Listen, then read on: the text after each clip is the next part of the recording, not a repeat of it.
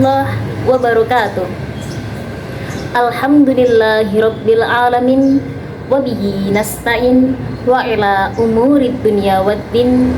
Wassalat wassalamu ala asrofil anbiya'i wal mursalin wa ala alihi wa sahbihi ajma'in, amma ba'du. Hadirin yang dirahmati Allah, saat ini kita memasuki era di mana segala sesuatu terhubung melalui teknologi informasi dan komunikasi dengan segala kecanggihannya. Seakan-akan dunia ini menjadi borderless atau tanpa batas. Kita tidak lagi sulit jika ingin berteman dan berkomunikasi dengan orang-orang yang berada di belahan bumi ini. Terlebih di masa setelah pandemi ini, berbagai media tersebut bisa kita gunakan untuk proses belajar meski tanpa tatap muka.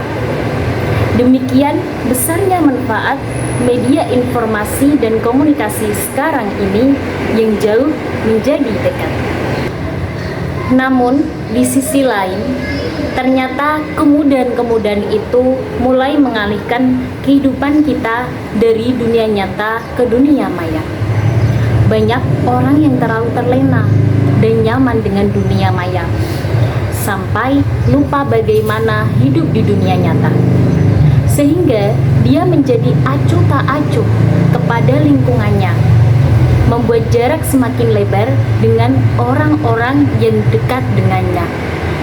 Di satu sisi, dia bisa dekat dengan orang yang jauh, tapi di sisi lain, dia malah jauh dengan orang yang dekat. Semua itu bisa terjadi karena dengan adanya media sosial. Hadirin yang dirahmati Allah, media sosial saat ini menjadi fenomena di tengah-tengah masyarakat, terutama pada kalangan generasi muda. Hampir semuanya memiliki akun media sosial sebagai bentuk eksistensi dalam pergaulan sosialnya. Dengan melihat keaktifan para pengguna media sosial tersebut membuktikan bahwa hampir seluruhnya menerima manfaat yang besar. Akan tetapi, fenomena penggunaan media sosial ini juga menimbulkan banyak persoalan seperti timbulnya fitnah, perpecahan, bahkan tidak sedikit yang mengarah pada tindakan kriminal. Dampak negatif yang muncul tersebut tidak bisa kita timpakan kesalahannya pada media sosial yang ada, sebab fungsi itu akan mengikuti siapa penggunanya. Apabila digunakan dengan baik, maka media sosial akan memberi fungsi dampak yang baik. Begitupun sebaliknya. Oleh karena itu, dalam berselancar di media sosial, kita perlu kedepankan etika.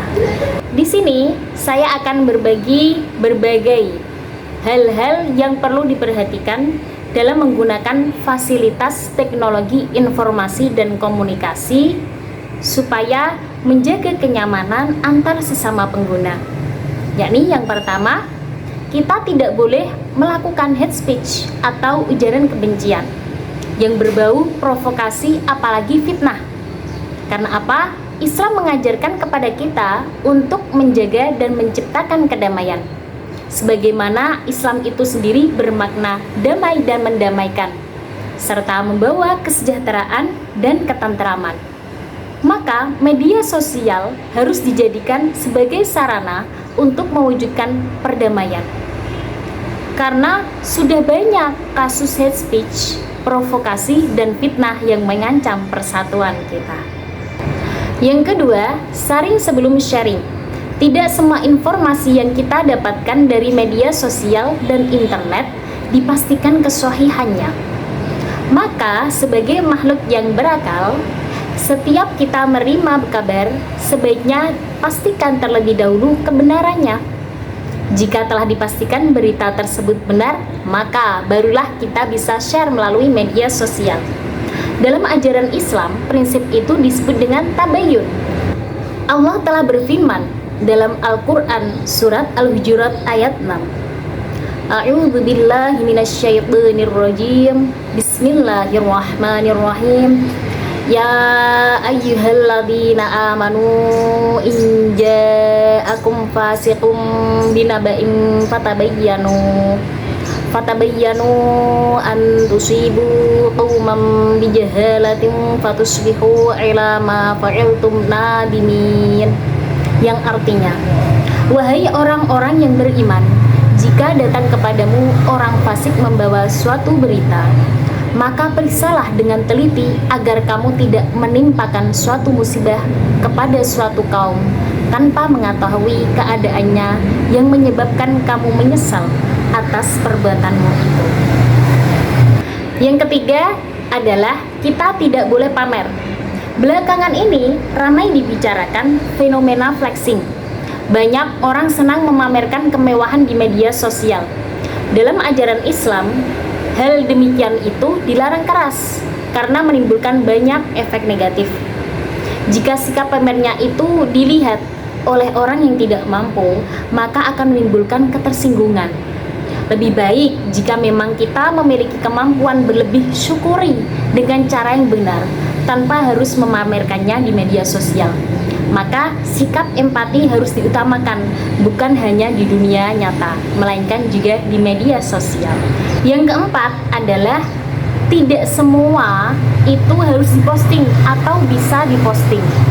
Jika dulu ada istilah mulutmu harimaumu, di era sosmed ini setelah itu bisa berubah menjadi jemarimu itu harimaumu.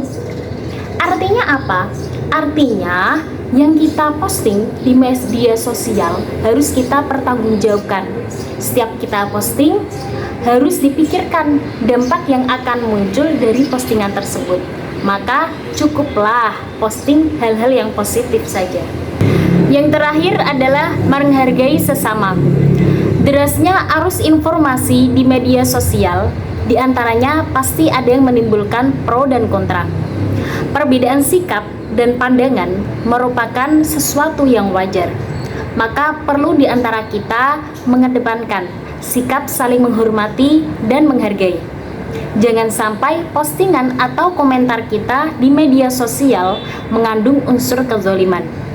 Sebagaimana di kehidupan nyata, perbuatan kita di media sosial pun akan selalu dipantau oleh Allah dan dicatat oleh malaikat yang mengawasi kita.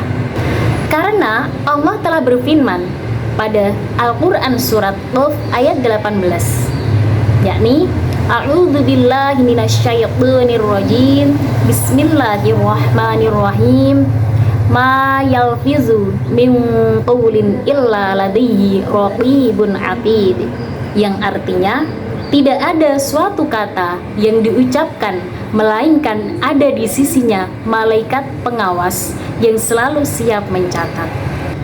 Hadirin yang dirahmati Allah, demikianlah Islam memandu kita dalam kehidupan ini. Sejatinya media sosial harus bisa kita gunakan sebagai sarana mempererat tali persaudaraan. Semoga kita senantiasa mendapatkan petunjuk dari Allah agar dalam kehidupan ini kita jalankan sesuai dengan pedomannya. Demikian yang dapat saya sampaikan, semoga bermanfaat. Terima kasih atas segala perhatiannya. Mohon maaf apabila terdapat kesalahan dan kekurangan. Wassalamualaikum warahmatullahi wabarakatuh.